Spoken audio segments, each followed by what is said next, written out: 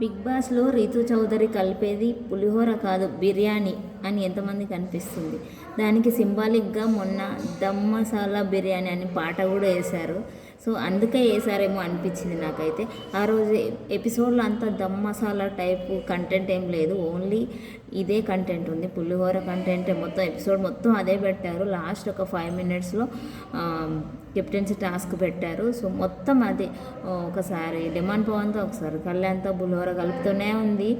రీతు చౌదరి ఎందుకో మరి కంటెంట్ ఇద్దాం అనుకుందో ఏంటో మరి. జెన్యున్గా అయితే నేను అనుకోను. జెన్యున్గా అంటే ఒక్కరితో ఉంటారు, ఇద్దరితో.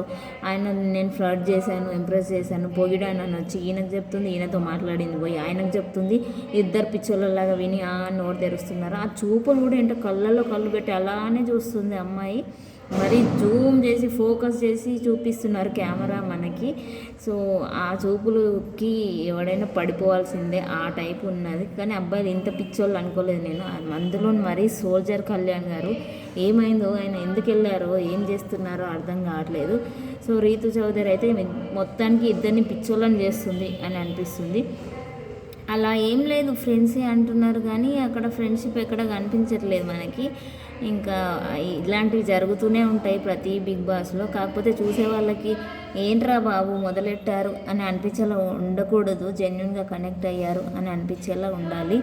సో వాళ్ళని అఖిల్, అభిజిత్ అండ్ మోనాలతో కంపేర్ చేస్తున్నారు కొంతమంది. అస్సలు కాదు, అంత సీన్ లేదు అందులో. అభిజిత్ ఎవ్వరు లేరు నాకు తెలిసి. సో రీతు చౌదరి అయితే మొత్తానికి డిమాండ్ పవర్ని కెప్టెన్ చేయాలి, దానివల్ల వచ్చే బెనిఫిట్స్ పొందాలని డిసైడ్ అయింది. అందుకే నిన్న తప్పు జడ్జిమెంట్ ఇచ్చి సంచాలకుగా డిమాండ్ పవర్ని కెప్టెన్ చేసింది. ఆయన షర్టు మొత్తం రెడ్ కలర్తో నిండిపోయి తడిచిపోయింది, అయినా కానీ ఆయనను విన్నర్ చేసింది. భరణి గారు ఆయనకు కలర్ పూస్తున్నారని చెప్పేసి స్టాప్ అనింది. అసలు స్టాప్ అనాల్సిన అవసరం ఏముంది, బజర్ ఉంది స్టాప్ చేయడానికి, ఈమె సంచాలకుగా చూసుకోవాలంతే. కానీ భరణి గారు వెళ్ళి డిమాండ్ పవన్కి పూస్తున్నాడు అని చెప్పేసి స్టాప్ అనింది. అట్లీస్ట్ ఫౌల్ చేస్తే అన్నా స్టాప్ అని చెప్పాలి. అక్కడ ఫౌల్ ఏం లేదు. ఇంకా పవన్ స్టార్టింగ్లో ఫౌల్ చేశాడు, కలర్ అంతా ఇలా చల్లుతున్నాడు బిగినింగ్లో. కానీ అప్పుడు ఆమె స్టాప్ చేయమన్నప్పుడు మాత్రం అక్కడ ఏం జరగలేదు, ఓన్లీ ఆయనకు రంగు పూసేస్తున్నాడు అన్న కారణంతోనే ఆమె స్టాప్ అని చెప్పింది. అప్పటికి సంజన గారు అడిగారు, అసలు స్టాప్ ఎందుకు చెప్పావు నువ్వు, బజర్ ఉంది కదా అంటే, నేను నీతో మాట్లాడాను, కంటెండర్స్తో మాత్రమే మాట్లాడతాను అని చెప్తుంది. సో వచ్చాక ఉంటుంది, నాగార్జున గారు వచ్చాక ఈ వీకెండ్లో రీతు చౌదరికి. సో అది రియలైజ్ అయినట్టుంది, ఊరికే తప్పు చేశాను అన్నట్టు ఏడుస్తుంది లైవ్లో. సో మొత్తానికైతే భరణి గారిని అయితే అనరాని మాటలు అంటున్నారు ఈ కామనర్స్, ముఖ్యంగా శ్రీజ అండ్ ప్రియా. అమ్మాయిలు అబ్బా గొంతు వేసుకొని పడిపోతున్నారు. ఆట ఆడుతుంటే కామనర్స్ వర్సెస్ సెలబ్రిటీస్ అంటారు. ఈయన వీళ్ళ టీంలోనే ఉన్నాడు, ఓనర్స్ టీంలోకి వచ్చాడు, ఏమాత్రం గుర్తింపు లేదు.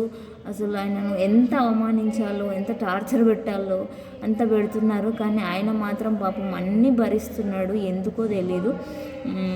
ఆయన నేచర్ అంతేనా, లేకపోతే వీళ్ళకే నెగిటివ్ అవుతుంది పోన్లే అని వదిలేస్తున్నాడా, నాకే పాజిటివ్ అవుతుందని అంచనా వేస్తున్నాడా తెలీదు. వీళ్ళు మాత్రం పిచ్చోళ్ళలాగా అరుస్తూనే ఉన్నారు.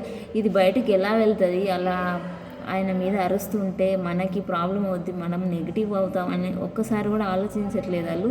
సో అంత ఆయన ఓపిక పడుతున్నాడు. సో శ్రీజ ప్రియన్ మాత్రం షాకిని డాకిని అని పిలుచుకుంటున్నారు బయట సోషల్ మీడియాలో.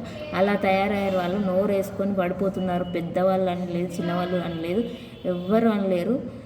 సో మొత్తానికైతే ఇలా ఉంటే తొందరలోనే బయటకు వచ్చేయడం ఖాయం, శ్రీజ ప్రియాలో ఎవరో ఒకరు.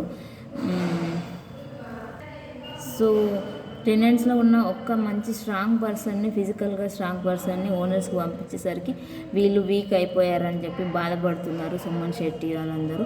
సో భరణి గారేమో నేను అంత జెన్యున్గా వాళ్ళ సైడ్ ఆడుతున్నా కానీ వాళ్ళు నన్ను నమ్మట్లేదు, మీకేదో నేను అన్ని సీక్రెట్స్ చెప్పేస్తున్నాను వాళ్ళ గురించి అనుకుంటున్నారు అని చెప్పేసి ఆయన ఫీల్ అవుతున్నాడు. ఇలా నడుస్తుంది బిగ్ బాస్.